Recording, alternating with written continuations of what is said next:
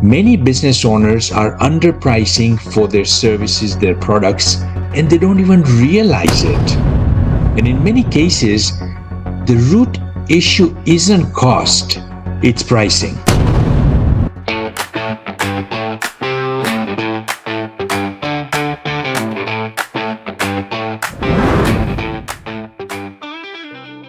Hello there, Salim Omar here from Straight Talk CPAs. I'm joined by Abhi, our CFO, fractional CFO and accounting advisor. Abhi, welcome. Hi, Salim. Thank you for having me today. So, today we're going to talk about a topic that applies to all the businesses that we know of because it's about pricing. And I want to start with something that might be uncomfortable for a lot of business owners to hear. Many business owners are underpricing for their services, their products, and they don't even realize it. From the outside, things look fine.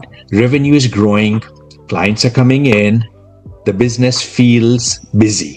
But underneath, below the surface, margins are tighter than they should be. Cash feels inconsistent, and the owner is working harder than the business is rewarding them.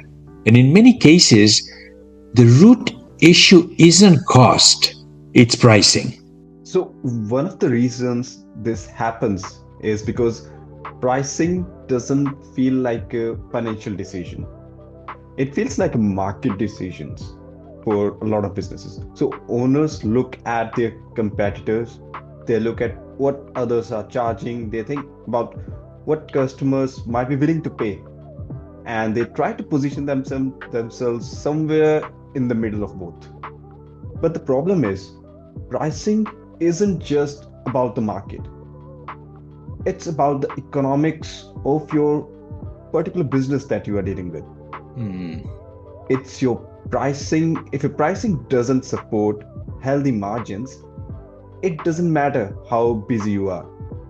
That Hmm. that particular structure won't hold.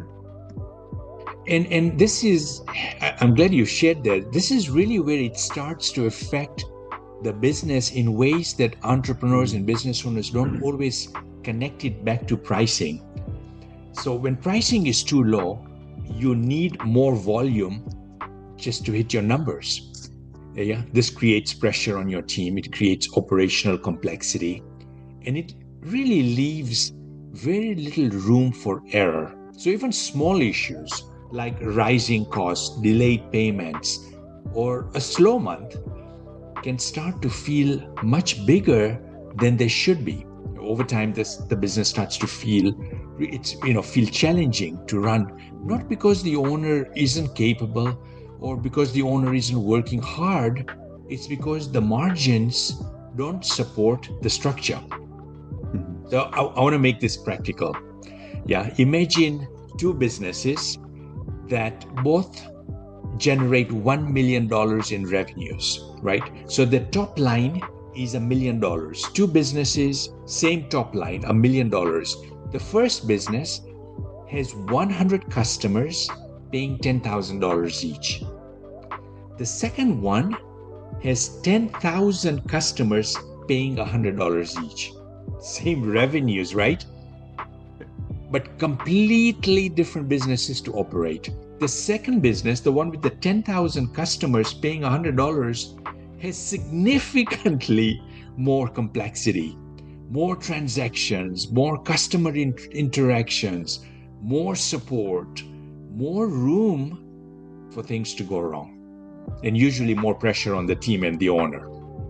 So even though the top line revenue is the same, the structure of the business is very different. And in many cases, that difference comes back to pricing and positioning. So another pattern we see is businesses that intentionally try to compete as the lowest price provider.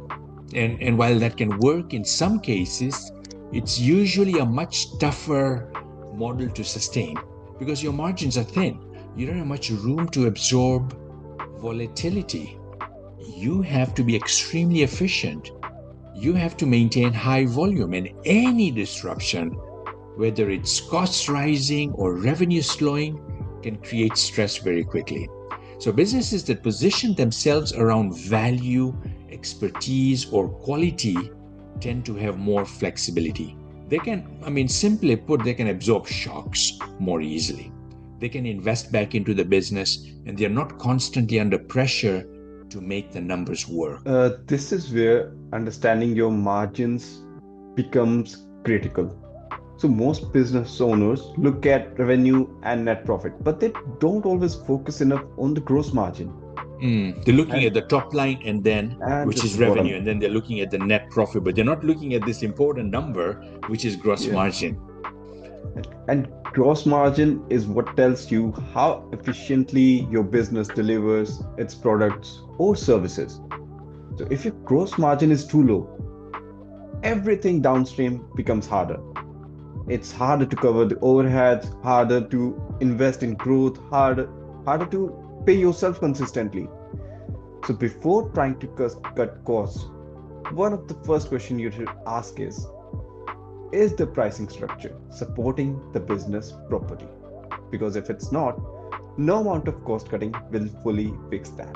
Yeah, well said. And I want to just kind of elaborate when we use the word gross margin, what it means. It's revenues minus less the cost of producing the product, the service, right? So revenue minus cost of goods sold or cost of direct labor that went into producing that.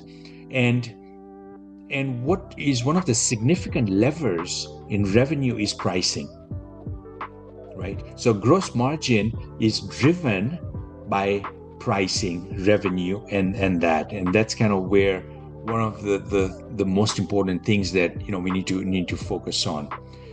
And to kind of continue sharing what you shared about gross margin as one of the important numbers, this connection is something we have seen across many businesses.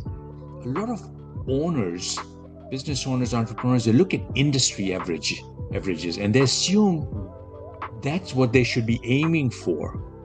But the goal isn't to be average. Average businesses tend to operate with average margins. And average margins, as we said, often comes with more pressure.